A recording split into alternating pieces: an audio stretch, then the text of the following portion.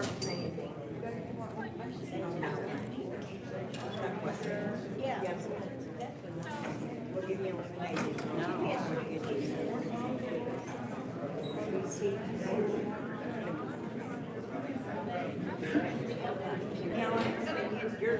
You're understanding.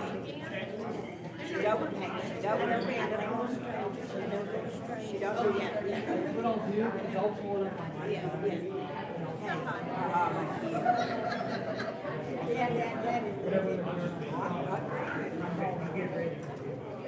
Are they coming tonight? Which one? How are you?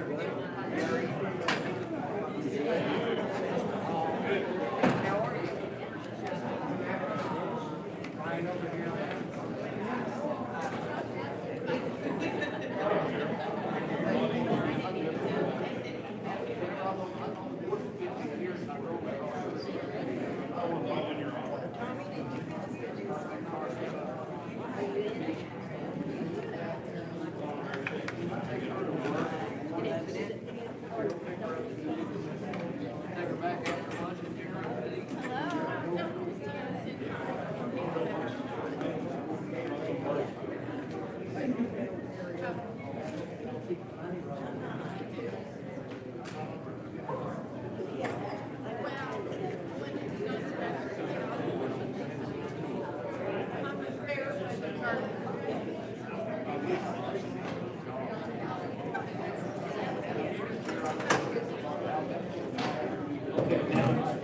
Are you picking up the sound already?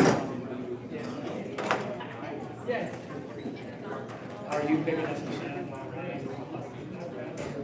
I think maybe she's like 5 or 4 years old. I'll look a little closer. How does that work? What we're doing is instead of trying to make copies, these on the video, just put this live YouTube. And then that way you'll be able to pick it up from YouTube. So we're good. As I said before, we've got movies, news, inlay, these sweet, but they didn't have any unsweet. Look on over here. Look over this way where you can see. We still got some empty tables, more chairs we can sit down on.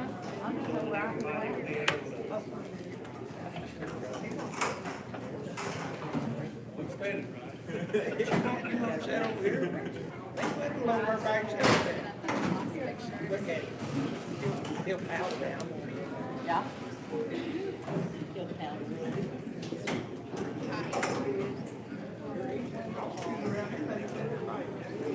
Hey, Wendell.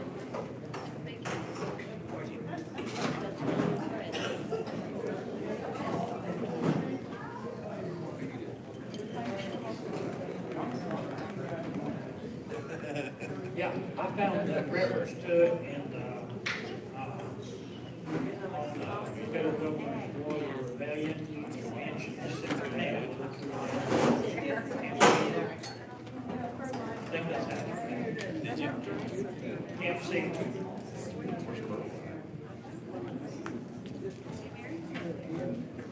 Okay, well, we're going to get started. And I'm going to tell you right up front, I absolutely do not know all about this. I have just been doing a little research lately, and because right before the pandemic, I asked Danny Hendricks and his crew to try to find that old log house for me. That was, and that property is located behind Dale Ledenham and Drew's place. Come on over here where you can see. Get around here. You're not going to be able to see from there. Don't sit down. You're not going to see. Come on down. Well, you got it with you, don't you? Okay. Okay. We'll get you in a chair somewhere here. But I started doing the research on my family, and this is an old family photo from of the Irwins that moved here pre-Civil War.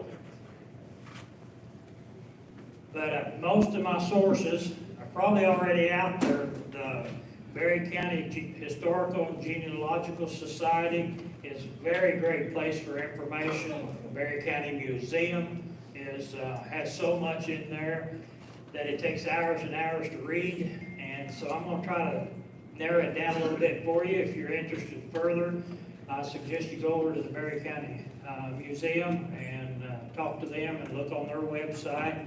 And Donna Cooper has a site on Roots Web that if you search through there, you can find a lot of history and things that are relevant to our area. But I was so surprised at the amount of traffic north and south through Keatsville. And so let me start here, we'll just go a little bit, and anybody, you can interrupt me anytime if anybody has something. If I got something wrong and you know it, let me know. And we'll do our best. So, it was 1821 when James Monroe signed the legislation making Missouri it was the 24th state that was admitted to the Union. And the first person to move into our area was Samuel Washburn. He settled here in 1828. Now, where he located is where Ron Black, raise your hand, Ron, where are you? I lost you. There you go. Where Ron's house sits right now was the old Washburn log house. And right across the road from where it is a creek. There's either 2 or 3 springs. I couldn't get down there. I sent my granddaughter down to get the picture. But there's either 2 or 3, is there 2 or 3 springs down there? There's 3 down there. So you have plenty of water, and that he located there. Now, he built on the higher ground, close to that spring, and the land north and to the west and the east of this house is what's referred to as Washburn Prairie. But it runs from my place all the way over to the east, and I don't know just exactly how far, but across Gary Randall's and Spears, and I went blank. Okay, the Webb property and on across. And but he didn't stay there. In 1836, Samuel Washburn moved to Texas. It was getting too crowded for him, according to oral history. And he applied for a land grant in the Republic of Texas, so he moved out of here in 1836. In 1838, where he located was a place it's now called Pink. It's in Grayson County, Texas, is where he located to. They was having some trouble with the Indians, and the Indians killed him in 1838, so he just lived there for 2 years before he was killed. And the Indians came by hand-me-down or oral history. The Indians came and apologized to the family because they killed the wrong man. They didn't have a beef with him, they had a problem with somebody else, and they got the wrong guy. Now, here's a plat map of Keatsville. Now, I had to take this off an older map, but this area right here is what was called, settled in as Keatsville. It's from a 1909 map, but that was the Keatsville. Now, it was the first trading post to be in this area. It was opened up by John Burton. He kept a small store and had dry goods and a blacksmith shop there. But Burton sold out to John Cruton and James T. Keats, and I found where they were issued a dram license. I guess that's an alcohol license in 1841. Now, Cruton was a Georgia native and served as a judge down in Washington County, Arkansas, before he moved up here. He moved about 2 miles north of Washburn, and then him and Keats went into business here, running the store. They set the store up. They got the store in 1843. In 1853, Cruton passed away, leaving the ownership to James Keats.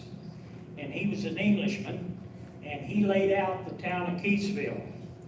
And at the time that he laid out the town of Keatsville, there was only 2 cities that were mapped out and selling lots like that. That was in McDowell in the northern part, and Keatsville down here. Kessville wasn't plotted out, We were a town long before Cassville was.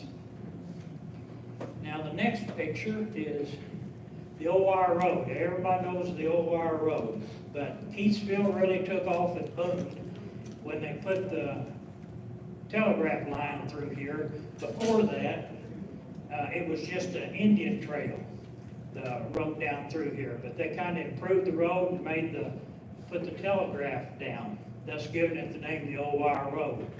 But it ran from Springfield down to Fayetteville and right through Keatsville. Now, as I said, it was an Indian trail. I found that in the Cherokee Removal Act, the Cherokees had to be removed from North Carolina by 1838, but they voluntarily started moving in about 1836.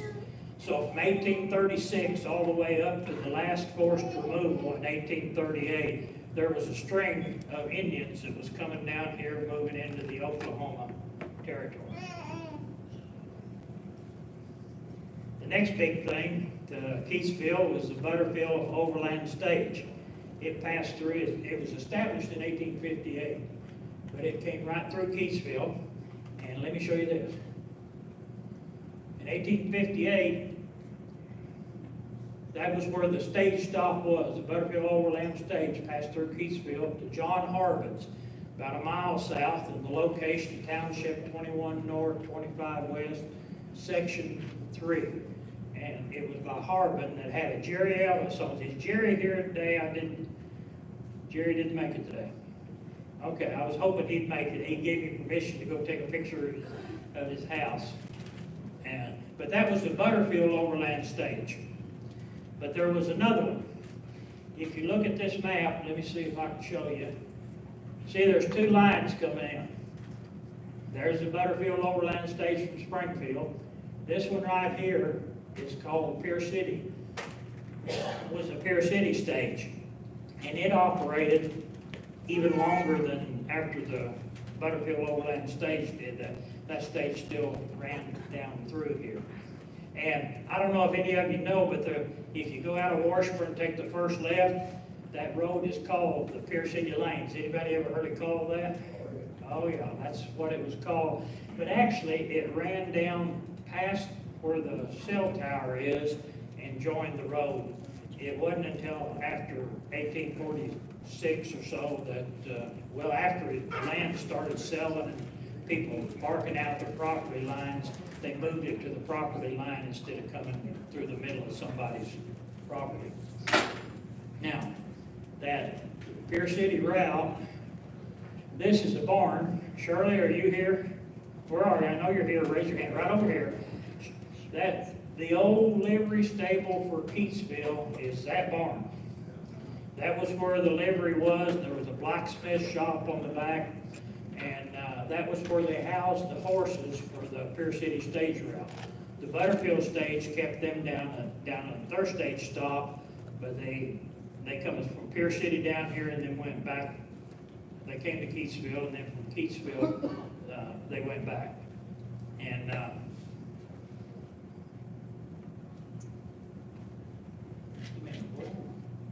okay.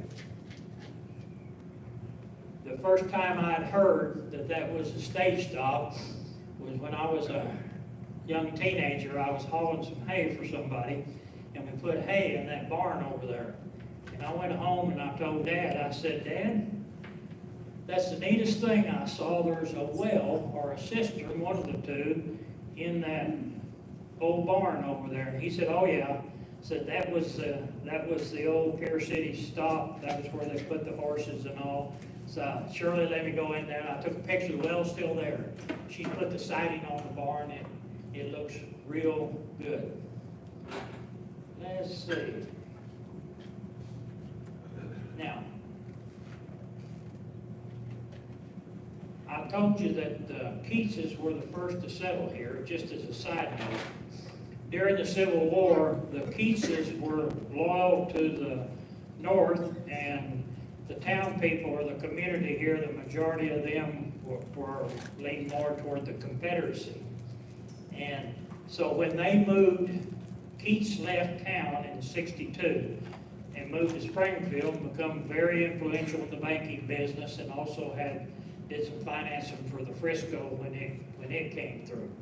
But since he left, after the Civil War, the citizens of Keatsville met and changed their name from Keatsville to Washburn, because they didn't care too much, they didn't think too highly of the Keatses.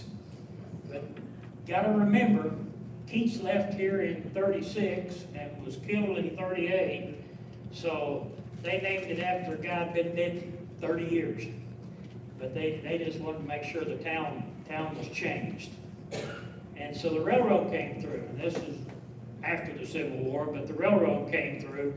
But the Keats family didn't think so much of this either, so when the railroad came through, they put the depot down in Newtown, Washburn, well, it wasn't town then, and they named it O'Day. They was not gonna name that depot Washburn because there were friends back and forth, so they named it O'Day, and later Washburn annexed everything, and the railroad gave in and changed the depot to Washburn. So that's pretty much Keatsville right now until we get to the Civil War activity. I want to talk a little bit about Roller Ridge. Here's a lineage page I got off of Ancestry, and it's in the 1st century book of Sligman, and it's a fantastic book. If you don't have it and it's available, I'd suggest you get it. They did a lot of work on that, and it is a valuable historical document that the people put it together in 1981. They considered the town was formed in 1881, but it was settled by Johannes or John E. Roller. And he moved from the Shenandoah Valley to Mount Pleasant in 1830, then he moved later on down to Roller Ridge in the 1840s. And from Goodspeed's history, his sons, Andrew, George, John, Joshua, and Jacob Roller, settled there in the 1830s and the 40s. Now, Roller Ridge was a trading post, boosting one store about before the advent of the railroad. There was just a trading post down there. It's hard to pinpoint the exact location of where that is. I have searched and I cannot find. Hopefully somebody could shed light to where the first trading post was on Roller Ridge. But Roller Ridge is more of a community than it is a town. It really didn't become a town until the railroad came in, but it was a community. But if you took Sligman right now and put a 4-mile circle around it, that would have been considered Roller Ridge community. Now, the records are all gone from the early Benton County records, and the first record I could find was in January 1857. John Roller and 61 other citizens filed a petition with the county court asking for the formation of a new township in the northeast corner of the county. First post office is 1858. Now, Jacob Roller's son, Jacob Roller, that's John's son, settled on Roller Ridge. Now that ridge lies, it's about a 4 mile long. It's east of Garfield, kind of running east and west or thereabouts, not exactly, a little bit to the south. And they had a trading post on one end and a trading post on the other end, on both of them on Roller Ridge. And Mr. Roller erected it for a number of years, kept a whiskey distillery down there where he had settled. He was married 3 times, wives deceased, and I can't pinpoint. Some says 21 kids, another source says 24. Maybe the Rollers can add which one. Did he have 21 or did he have 24? We don't know. I don't know, but anyway, that's a passel of kids, and that's probably why the name Roller is still prevalent in this area, is back to that. Now I want to show you the churches in the area. In the Kestel book, that they're 150 years, there's a write-up by Keats, and he tells of they had constructed a log house for a meeting house in Keatsville in the 1840s. But it was not really declared a church. It was more of a community center, and they held religious services in it here in Keatsville. But in the Roller Ridge, within that 4 mile circle of the town of Sligman, there's a New Salem church. And New Salem Cemetery began in 1857 by Peter and Mary Ember. They deeded 9.5 acres for a school, church, and a cemetery. And that church was built, the best I can find, it was built in 1861, now still remains. And during the war, there was some soldiers that used that for headquarters during the war.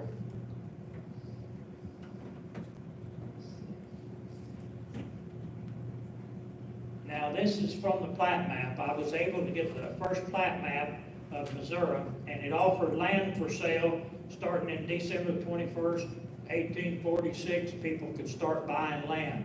There was some that was already settled down there. I do not know if it's homesteaded and they didn't have to buy it or not, but the Slickman Centennial book listed, look on page 10 in that, the names of the property owners, and I just wanted to read you a few. There's Roller, Mitchell, Skelton, Henderson, Pendergraft, Morgan, Van Zandt, Egan, and Scroggins.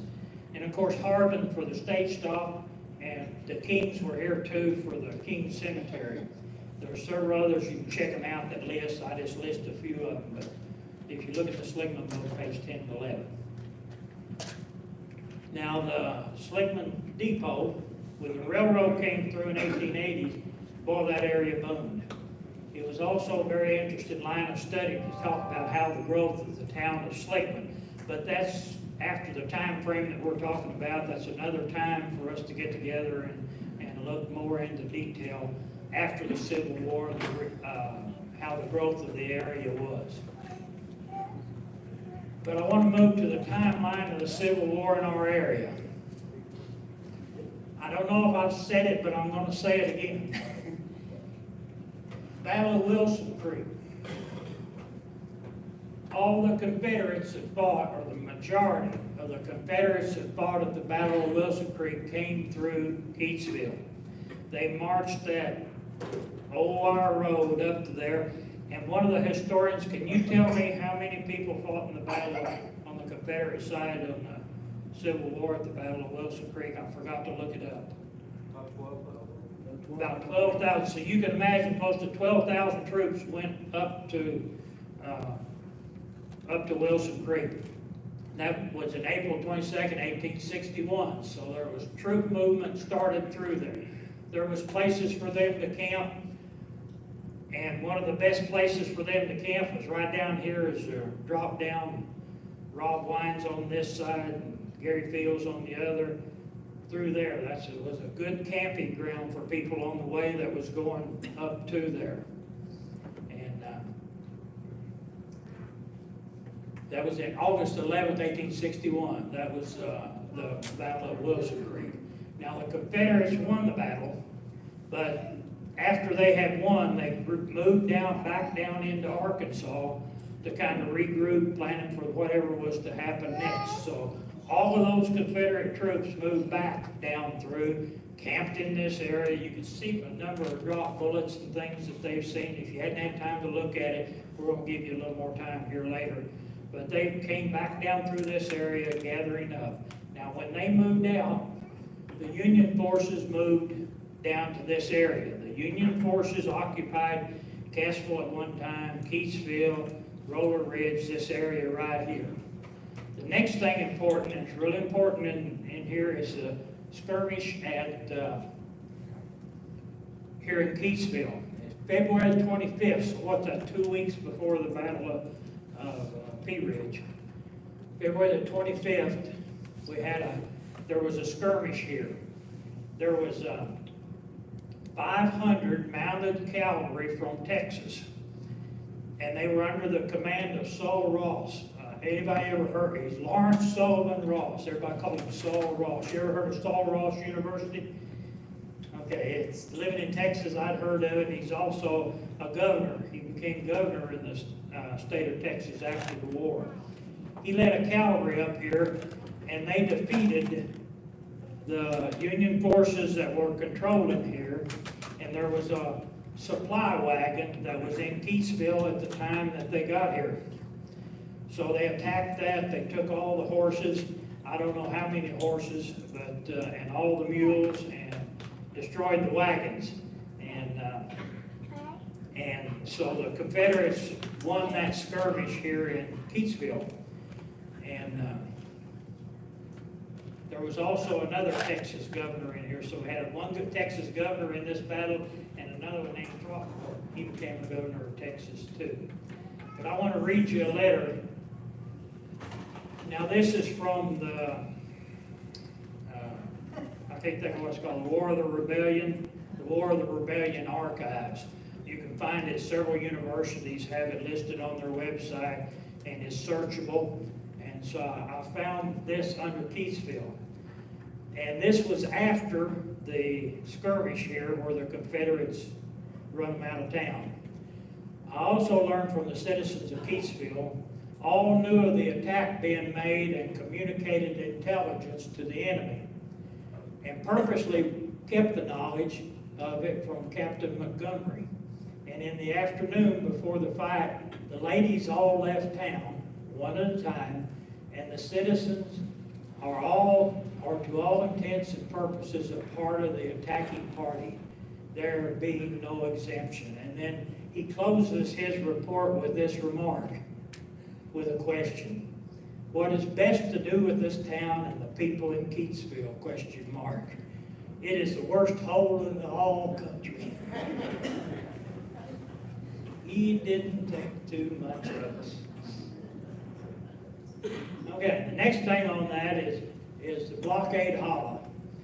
And I have tried to find out, some historians think that the Southern forces cut the trees on Blockade Hollow, not Cross Holler, but Blockade Hollow.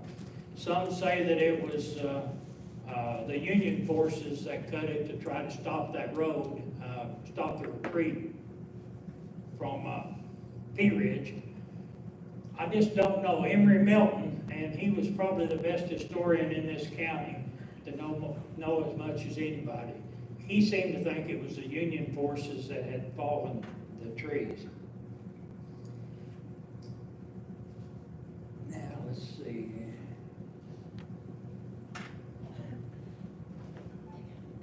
Now, on March the 7th, 1862, the Union won the Battle of Pea Ridge. And the Confederate Army scattered and went in several directions. But the Union came back, and I found that General Sigel headquartered after the Battle of Pea Ridge in Keatsville. And he camped in this area. Rob Wines is that way, and Spears and Randall that way. And they had two divisions. He had two divisions. Now, a division now is 10,000, but I think the division was somewhere between 3,500 and 5,000 people in the Confederate War. Camped here for a month. Also was recuperating, trying to heal the wounds of the soldiers that had been inflicted in the Battle of Pea Ridge. So all the houses were occupied for hospitals, plus they had their field hospitals set up. But can you imagine at least 10,000 troops camped down in that area just north of Keatsville here? Hard to imagine for me. Okay. Now, this is the next letter that I want to read to you. And this was after the Battle of Pea Ridge. And it was to General Curtis, that's commanding the Army of the Southwest. And it was written to him by the man that was in charge of the headquarters in Cassville, where the Union had set up their headquarters. The disaster which, now this is after the skirmish. Yeah, let's see, it's written March 11th. It's after the war, but it was after that skirmish, and he's referring to that skirmish where Sul Ross came up and beat the North.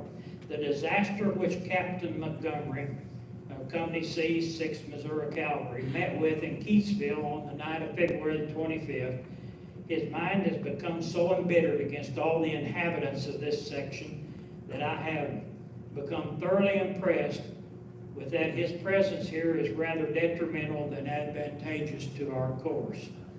He abuses all citizens indiscriminately, calling them, and I'm not going to tell you what he called them for this presentation. And here's how he closes. My feelings is that he and his men are doing us much injury. My request is that he may be retained by you for some other service, and that you will send me another company of cavalry in place for his, place of his, for protection of the post. So, the guy that got beat hated us, hated the people here. You can see the letter that he wrote, and then you can see that the commanding officer said he's just out of line, he's gone. Okay. The burn zone. I'm going to look a little bit about what life was like for the people, for the citizens that lived in our area. Now, the burn zone is referred to from Springfield, the area from Springfield down the Wire Road to Fayetteville. That puts us right in the heart of the burn zone. That's, we're right almost in the center of it. And if you can imagine all the devastation that there was in that. Now, the brutality of the war on the citizens was much worse than what I knew. You know, their houses were burned, as I said, a mile on either side. Their food was taken. It was just, it was brutal for the citizens.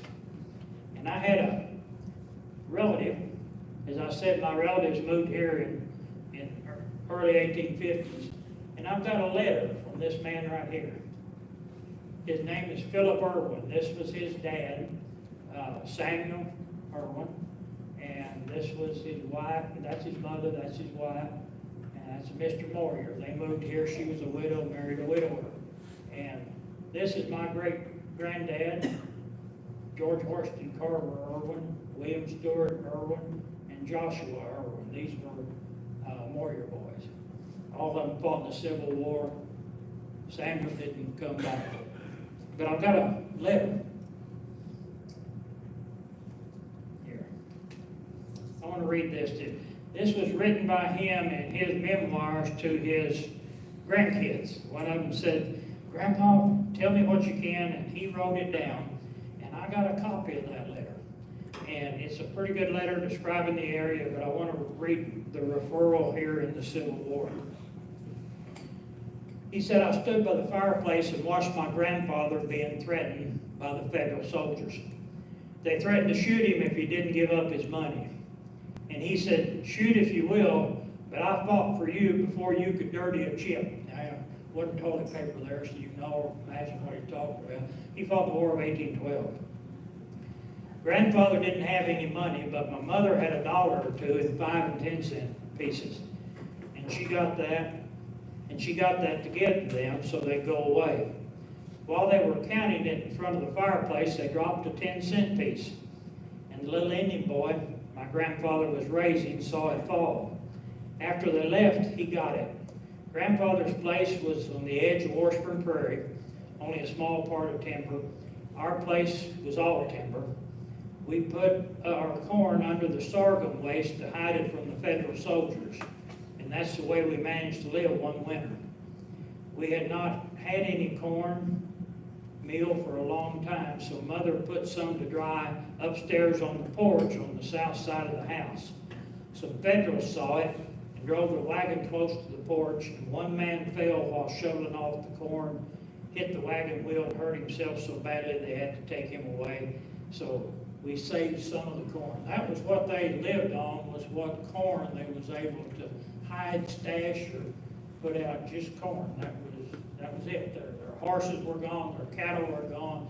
If they put out any crops, the soldiers took them. It was just near starvation in this area. And as a side note, I was just tickled to death. Danny found an 1848 dime, and he found a 1861 dime. And I said, well, one of them that kid dropped again. I'm going to claim that when he dropped it. Okay. But what they endured is nothing to what happened in this county. This is the military history of Berry County. This is the list of the people that was killed, the people that was... We got one in there where Harbin left and took his slaves, but the rest of them are where people were killed.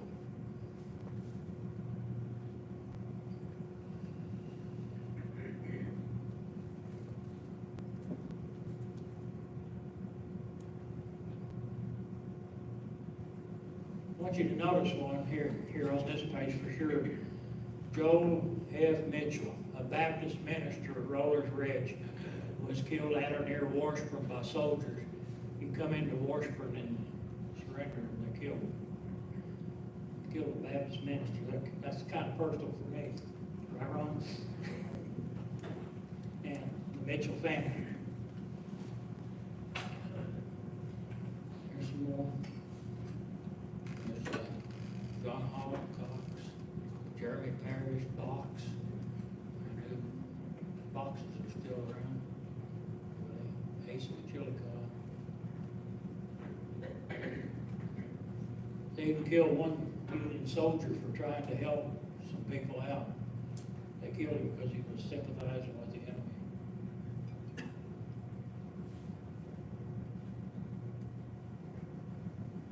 This is a small county. This was not a populated area. You seeing all these people that are killed? This is terrible for me. Look at the last one. It says the home guards hanged 2 little boys, Mrs. Mary Taylor, at the same time that these other guys up here were killed. The youngest one, Tom, died from the injuries he sustained. He was 8 years old. They hung an 8-year-old boy. Now, talk about the horrors of war, and we get excited about what happened in the Ukraine. This happened all over this country of all the things that had happened, but it happened especially in the heart of the burn zone that we live in, what our families have put up with.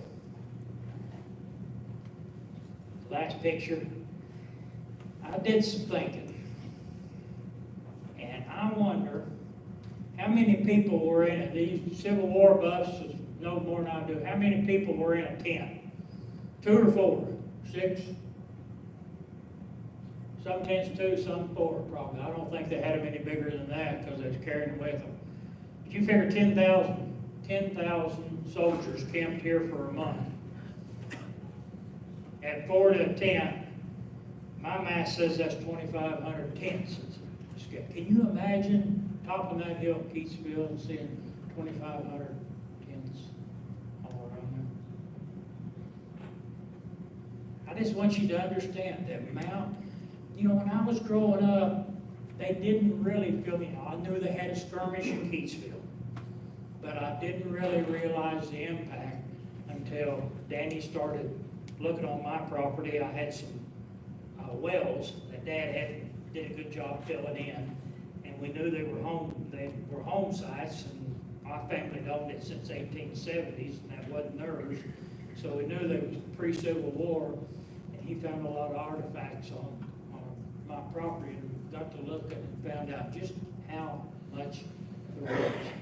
Danny and his team's going to share with you. They've shared over there what they've put out for you to find that they found.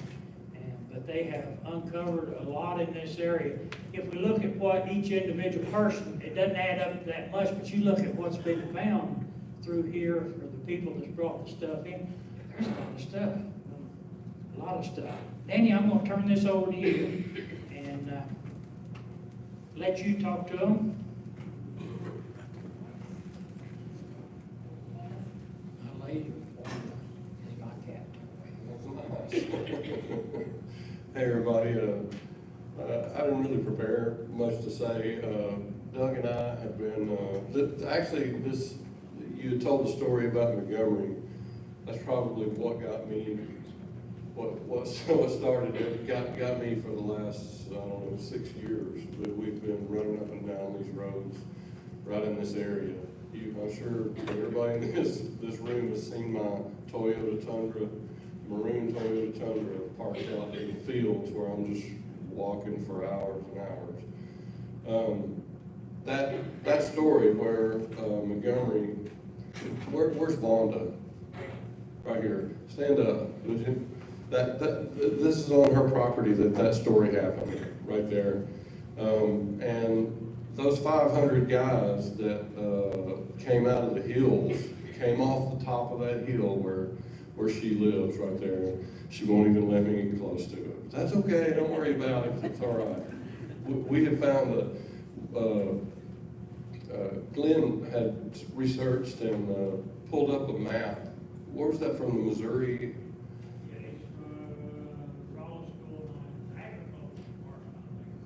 It was a strange place to find this, where this Lieutenant Bennett had, they discovered he could draw maps. Oh, I didn't show anything.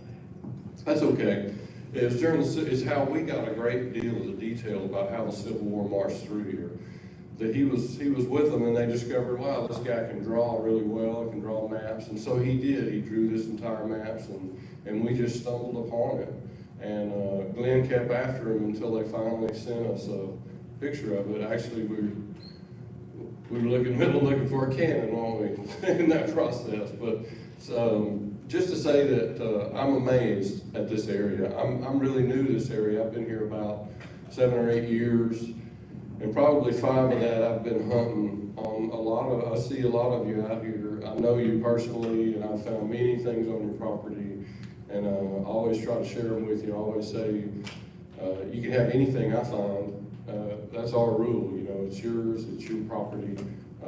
But just to remind you, you know, like recently we were on some property and we're finding buttons that have a lot of gold left on them. You know, just gold plating, but they're Union infantry buttons and things like that. And they're just falling apart.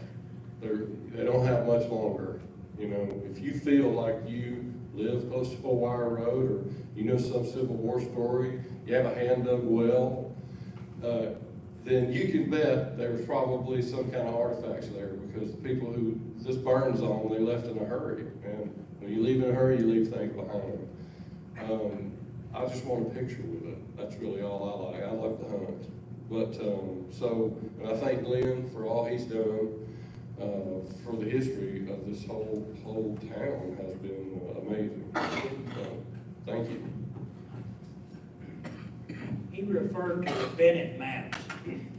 There was, with the Union forces, there was a man named Bennett, and he was quite an artist and a map maker. And after the Battle of Pea Ridge, when they left there, he hand drew all the way up the Wire Road, either side of the Wire Road. He hand drew everything all the way to Cassville. And then they turned east from Cassville, and he went I don't know how far he went that way, but I know that from Pea Ridge all the way to Cassville, a hand-drawn map, and it is really great. I mean, it's a beautiful picture of McMurdo Springs that he drew. But I think I got it with the Department of Agriculture. I can look, if anybody wanted to, you've got to order it from them. They charge, it's a minimal charge, but it is a fantastic map. Just one thing I wanted to say, one more thing was that pretty much about 99% of everything that's on the white tables was found within the sound of this school bell. Because we could hear it when we were finding it. We could hear this bell going off. So that tells you we're right in the middle of some untold history right here in this room. There is history that happened in the Civil War, I promise you, that is not documented. When Sigel came here, when the Pea Ridge was over, and he chased, against Curtis's wishes, he chased the rebels here to Keatsville, and I'll bet we have that picture that I've got over there. I bet we have 100 ringtail dropped Civil War bullets. That was from his camp. That was from Sigel's camp. We found artillery buttons that are from his unit. So it's just, I get excited, but to tell you that, and I see Daryl back here too. There's another guy who is an extremely smart history guy who has a lot of information on secret cannons and soldiers buried in wells, and lots of cool stories that are right here in this country that you guys own. Everybody in this room must care, or you wouldn't be here. So you are the main people that are responsible for telling the story, or it won't get told. Okay, he mentioned it, so I'll carry on with it. The cannon. You ever heard of that cannon? Price's Army on his second trip into Missouri, he went up to Kansas City and fought the Battle of the Big Blue. And when he first got there, he defeated the Kansas militia or artillery or group from Kansas and captured 4 or 5 cannons. One of them was a 24-pound brass cannon. Can you imagine? Shot a 24-pound ball. That was an enormous cannon. But he ended up getting beat. And so he retreated back to Newtonia. And they engaged again in Newtonia, called the Second Battle of Newtonia. And when they got beat there, Price headed down through Pineville, but some of the men came down and came through Cassville, down Flat Creek. And the story goes that the wheel broke on the cannon, and they dropped it in the Blue Hole in Flat Creek. Well, in 1909, the editor of the Kansas City Star gathered together. He fought in the Battle of the Big Blue. He found some people that were on the Confederate side that dropped the cannon. So he was going to raise the cannon. So in 1909-10, he's not sure the date, they tried to raise the cannon with people saying it's here. And they had to get permission from the state to use some dynamite to get down because the river had changed, but they said this is where it was. He thought he'd found it, and either he couldn't raise it, or they hadn't found it. But he got permission, blasted it, and was all prepared to raise it, but it never happened. And most of the people in here's lifetime, there was a second attempt in 1971. Jay Hull, Potty Baum, and a couple other guys, I don't recall off the top of my head who they were. They decided that it was on Jay Hull's property right across from Ash Cave. So he got some big earth-moving equipment, big cranes, and had bulldozers and water pumps, and runs off the back of the tractor, and they spent quite a while over there trying to find the cannon.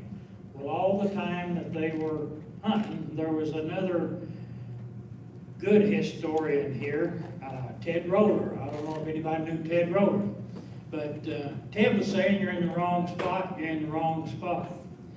But they went ahead and dug and didn't find it. So when I moved back up here, we went to the Berry County Genealogical meeting, and Ted Roller was there, and he found that I worked in the oil industry and had worked in there before I retired. He said, could you have any connections for ground penetrating radar? I said, gee, I don't know, but my next trip to Texas, I'll find out. So later I flew down to Texas and asked around, and Amoco didn't have any exploration. Shell was doing some, so I met with a guy from Shell, and he said, well, we're not here right now, it may be a year, but if I'm ever over that way, I'll give you a call, we'll give you a day. I said, okay. So I come back and I told Ted, and I ended up having a heart attack and lost interest, and then Ted passed away.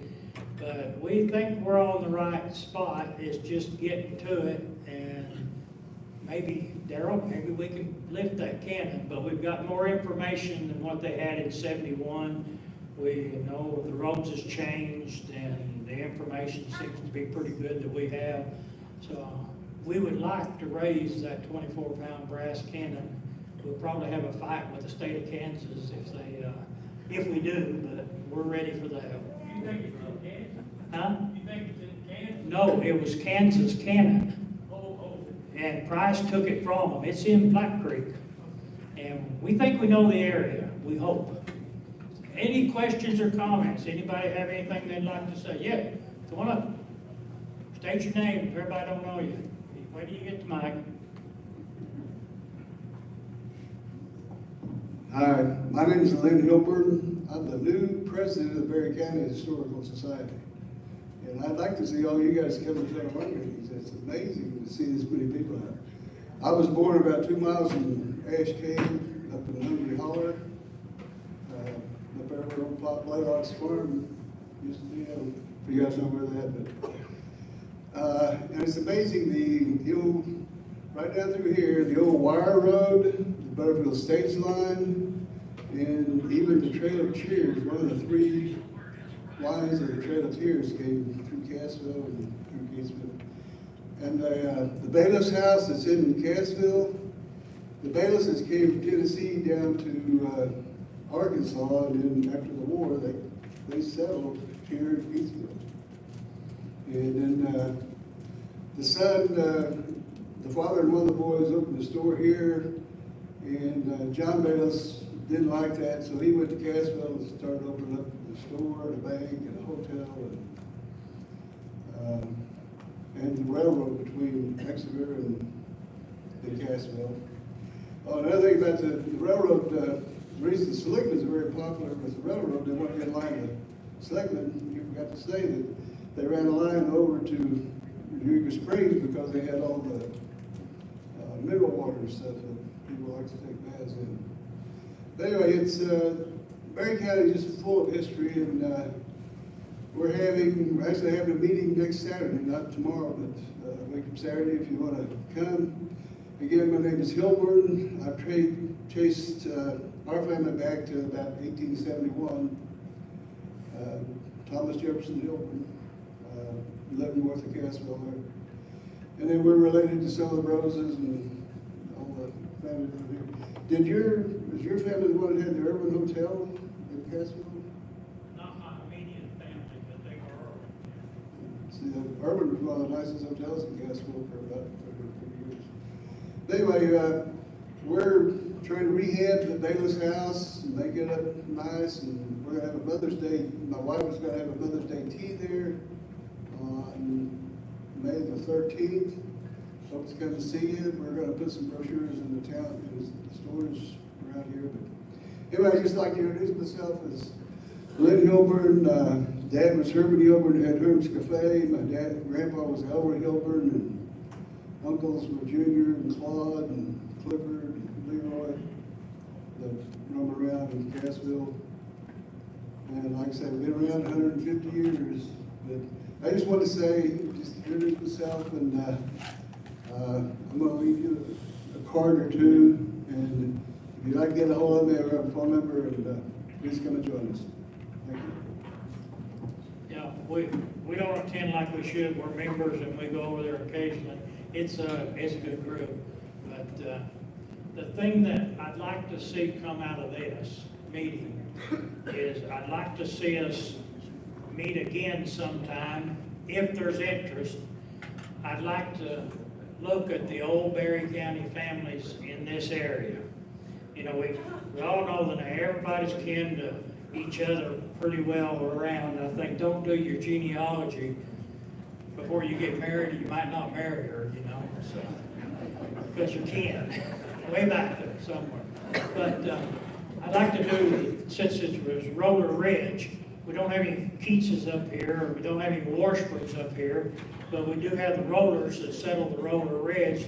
I'd like for the next meeting to have the Rollers present their family history, tell the stories, but bring it all the way up to date and tell stories on the Rollers that you know. And we're gonna video this to be able to archive it. Well, it's gonna be on YouTube. I was planning on just making a copy and putting one in the school and one over here, but since it's on YouTube, it doesn't need to do that. But I'd like the Rollers to present it next time, then we move back up here. Maybe Ron Black would do the Blacks or the school. You can do the Washburn School. Huh? City of Washington. Okay, City of Washburn. See, we'll come from the Civil War on, is where we are from now. And as you said, the Slickman Railroad down there, there's a lot to be studied about that old depot and all the why that was so important, and the town of Washburn too.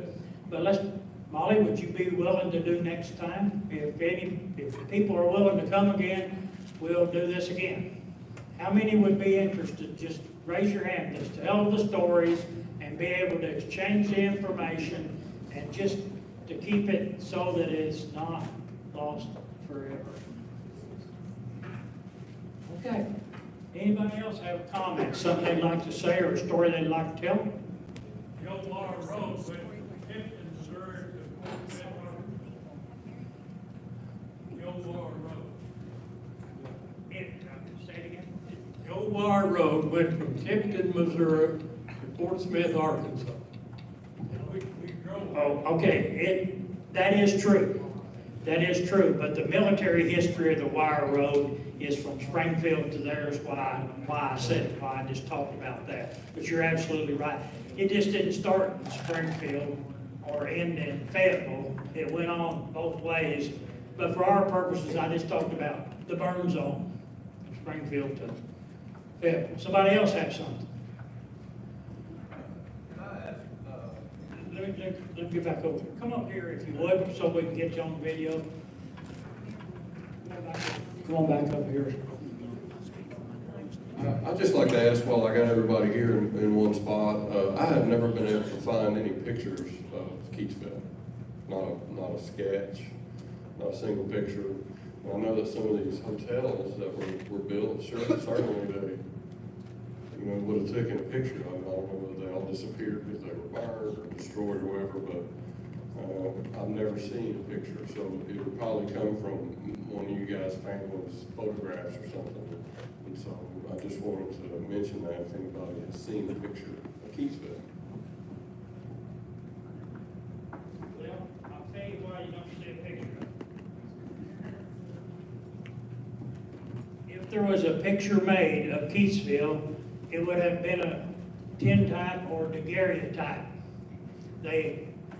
We just happened to have this daguerreotype of our family. It was historic that just raised the cabin for Samuel, and they took a picture of it. But that's what that pictures you looked at that I started with, that's what the picture would be on. And there just wasn't any pictures taken pre-Civil War of Keatsville, and it was changed to Washburn after. A lot of pictures after that. Yes. Just want to add about the burn zone, where Wire Road crosses Wilson Creek, that's where the Battle of Wilson Creek was. And then P Ridge was also on the old Wire Road. People wonder, well, why didn't the Wire Road follow like I-44 right on across? Well, in 1837, the United States government started putting all the Indians in Oklahoma. And then beside the Indians, they had the outlaws. So that was kind of rough territory. That's why when they got to Springfield and coming on down through, they came south and went through Fort Smith and then down into Texas to do the Wire Road and the stage route. And then another reason that the Wire Road is pretty popular is it went through towns where there was mills and that's why the soldiers kept following that. And the main thing I want to say is Cassville was about 500 people before the war started. It was about 150 people after the war was over because you couldn't stay in town. The soldiers, either the federal soldiers or the Union soldiers, just stole all their stuff. They took your animals, so there wasn't any use of being around the town, being around the Wire Road. Yes, ma'am. Just, no, you can't. We want it for that, for the recording there.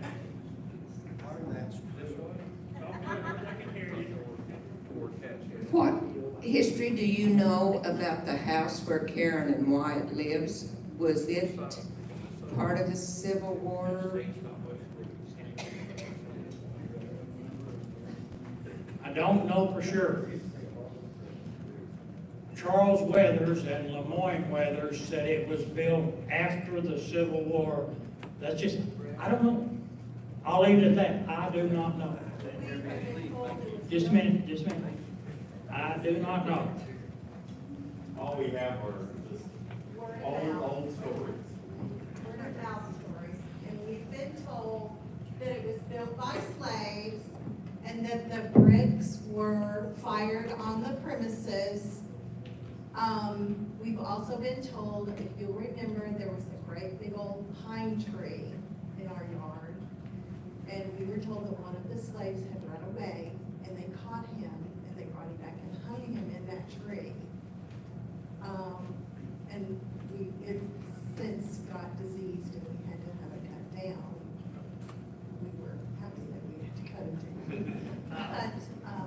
That is- Just, and we've been told that there were as many of the people, or land here was a hospital, that it was, and that Union and Confederate, soldiers and,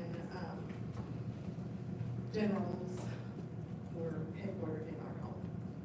The reason that we believe that that is true, that it was built by slaves, was because the Withers brought 14 slaves with them. So if they came with 14 slaves, then that would have had to be pre-Civil War. And so if they built the house with those slaves, then that would make it pre-Civil War. But that's the only document I've ever been able to find, is that they came with 14 slaves. Mom had some, with the grout, tested, and they said that it was on the bricks, and that it was, probably built somewhere around 1840. Let me take a quick look. Who did you say had it? Withers. Withers. Withers is what's on there, it's actually Weathers. Well, no, I started to say I've got the old, but that information is 1909, so that wouldn't be applicable. But you can find it. You can go over to the abstract office and bring that abstract all the way forward, or you may already have it, and you can see when the Withers had the place, and that will tell you, that'll give you a good indication. But the abstract office should be able to help. Somebody else? What do you have your hand up here? My name's Richard Rose, and I've been studying our family heritage, ancestry, and that sort of thing. And the vast majority of the names I see around here really came into the area in the early 1800s in Benton County. And you'll find an awful lot of Garfield addresses, that sort of thing. And the Rose family is, gee whiz, Morgans, Van Zants, Stevens, everybody is involved in that. And so a lot of this stuff that we see from Berry County goes right straight across the state line. And it's very interesting. There's a lot of interesting stories about Yankee Army coming through. There's one in particular in Pea Ridge that would really anger anyone. Some Union officers came in, and a farmer invited them in for breakfast. And they thanked him for the meal, and as soon as they stood up after eating the meal, they killed our family. And there's numerous cases of that. Cave Springs, a lot of that. It was horrific, and like I say, we think that this cruelty to the civilians starts with Putin. Well, it's been going on a long time. It's just war. It's war. Anybody else? Okay, Molly, we'll work out a date when we can do it again, and we'll publicize it and let everybody know, and we'll learn about the rollers. On a side note, those 5 Roller brothers, now, my great-great-great-grandma was Lucinda Roller, but now she don't get credit for starting a town. Just the guys, right? I would like to thank you for presenting this to us. I enjoyed it extremely much. Thank you, it's my gift to the community. Cookies, I can't eat that many cookies. Help yourself to cookies. And look at if you haven't looked over here, go look at what all's been found. The collection, talk to the metal detector guys. They can tell you what size bullets and all the things they